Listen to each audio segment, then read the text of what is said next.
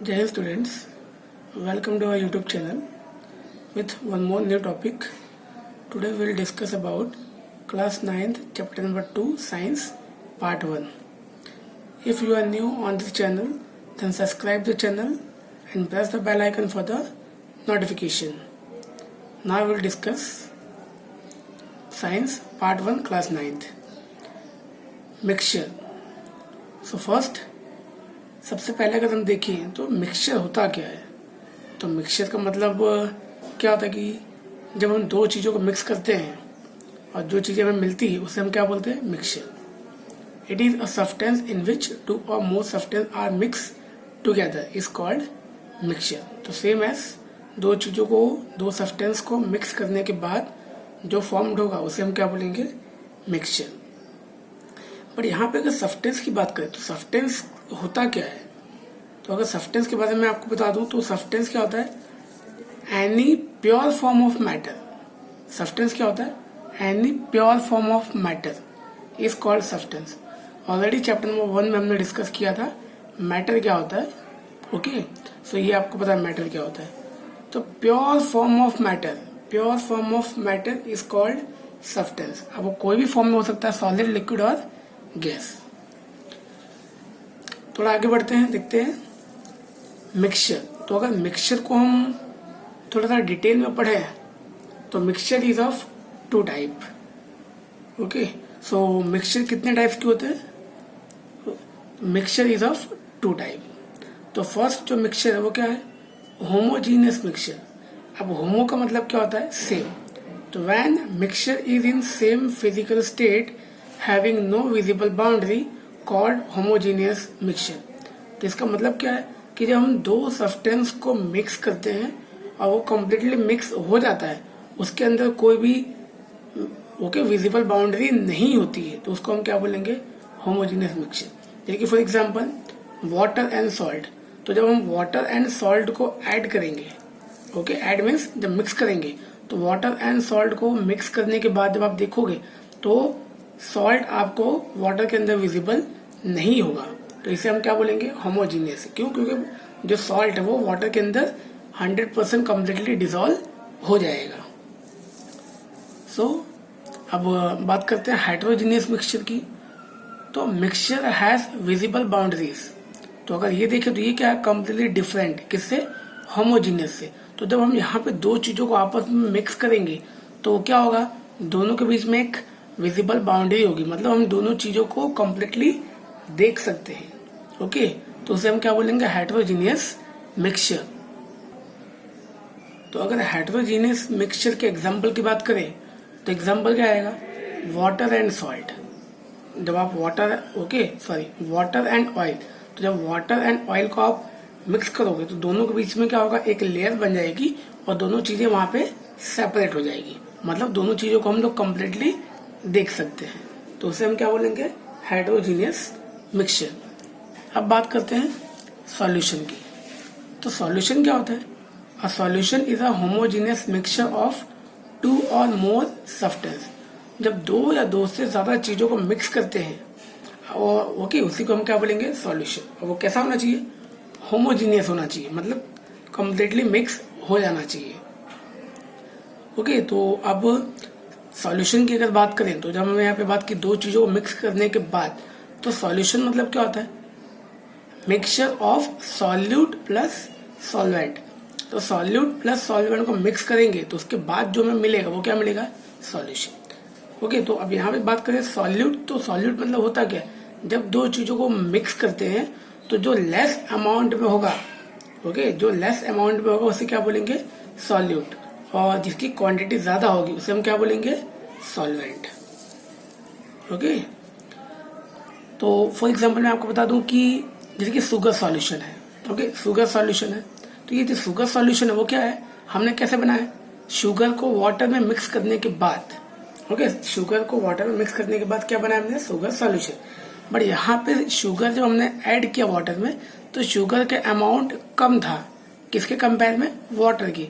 तो शुगर क्या हो जाएगा, सॉल्यूट, और वाटर क्या हो जाएगा, सॉल्वेंट। क्यों, वाटर की क्वांटिटी ज्यादा है और शुगर की क्वांटिटी कम है, इसीलिए हम क्या बोलेंगे उसको, solute.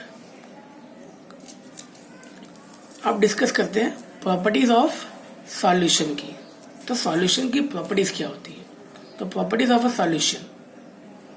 Solution is a homogeneous mixture.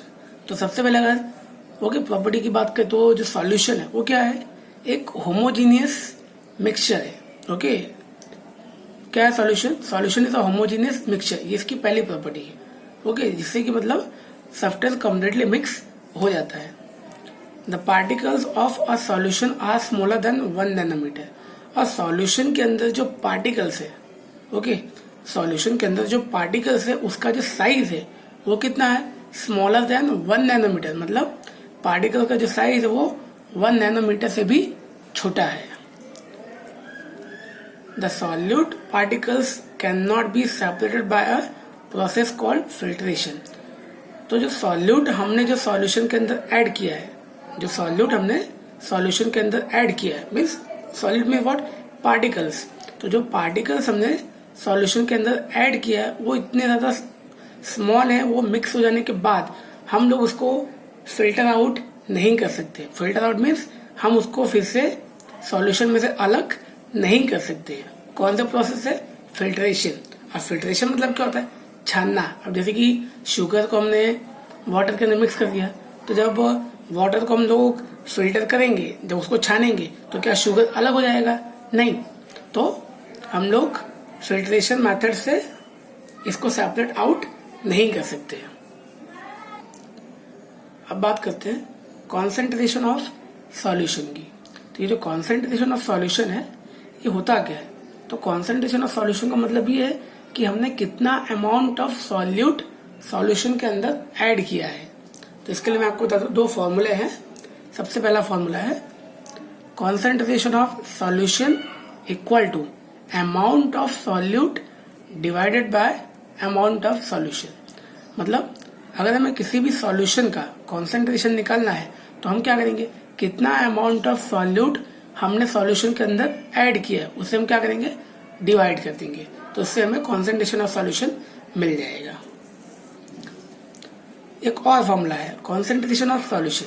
तो amount of solute divided by amount of solvent. Okay तो सॉल्वेंट के अंदर सॉल्वेंट मतलब क्या हो जाएगा? वाटर। तो सॉल्वेंट के अंदर कितना अमाउंट ऑफ सॉल्यूट हमने ऐड किया है, तो जब हम दोनों को डिवाइड करेंगे तो हमें क्या मिल जाएगा? Concentration of solution.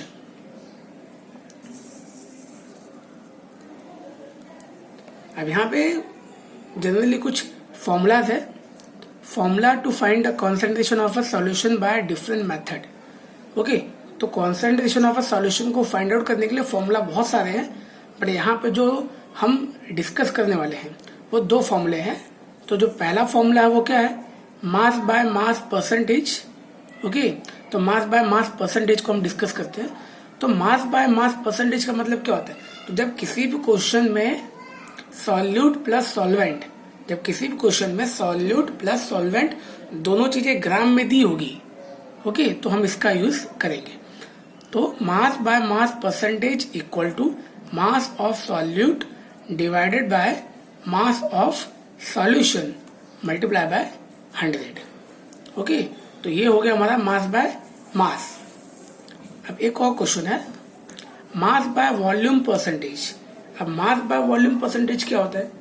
ओके तो मास of solute divided by volume of solution. तो यहाँ पे क्वेश्चन किस में दिया था? दोनों सॉल्यूट और सॉल्वेंट का मास दिया होगा, और यहाँ पे क्या दिया होगा? एक सॉल्यूशन की बात करें तो किस में दिया होगा? वॉल्यूम में दिया होगा। तो mass by volume percentage equal to mass of solute divided by volume of solution into 100। तो इससे हमें क्या मिल जाएगा? Concentration of a solution of a different substance. चलिए यहाँ पे क्वेश्चन देखते हैं जिसमें हम फाइंड आउट करेंगे concentration, okay concentration of a solution by mass. Okay तो अब यहाँ पे पहले क्वेश्चन देखते हैं हमें क्वेश्चन में क्या दिया हुआ है।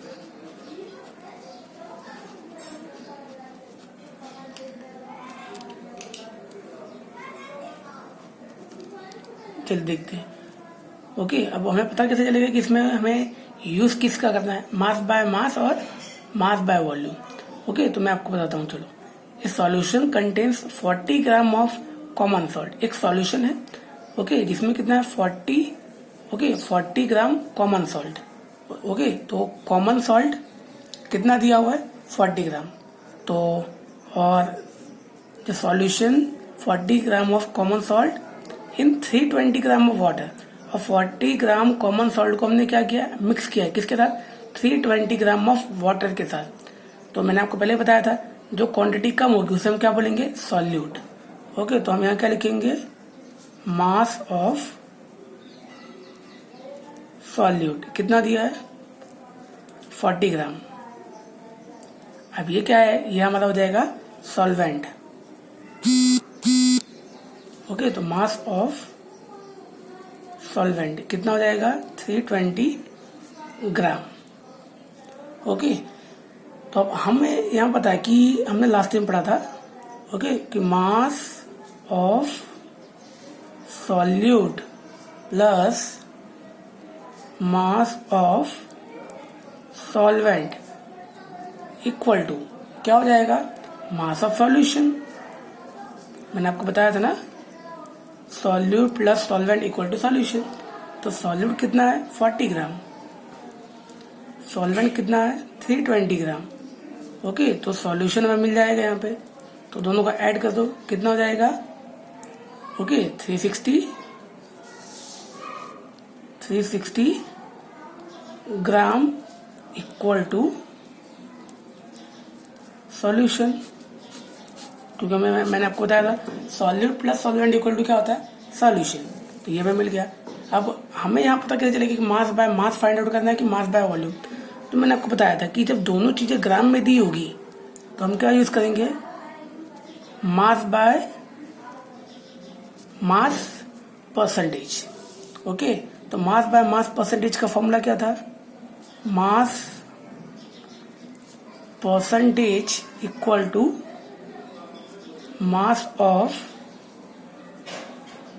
Solute, okay, upon mass of solution into 100। तो क्या आएगा, mass percentage equal to solute कितना दिया था, सॉल्यूट हमें दिया था 40 ग्राम। तो यहाँ हम क्या लिखेंगे, ओके 40 ग्राम, सॉल्यूशन कितना आ गया 360। तो 360 मल्टीप्लाई बाय 100। तो हम क्या करेंगे, इसको ओके 0 इसको मल्टीप्लाई कर देंगे, तो हमें आंसर कितना मिल जाएगा 11.1%। तो ये हमारा क्या हो जाएगा, मास बाय मास परसेंटेज। ओके, तो इस तरीके से हम इसको कैलकुलेट कर सकते हैं। अगर यहाँ पे वॉल्यूम दिया होता तो हम वॉल्यूम का यूज करते हैं। So here the question is completed. Okay.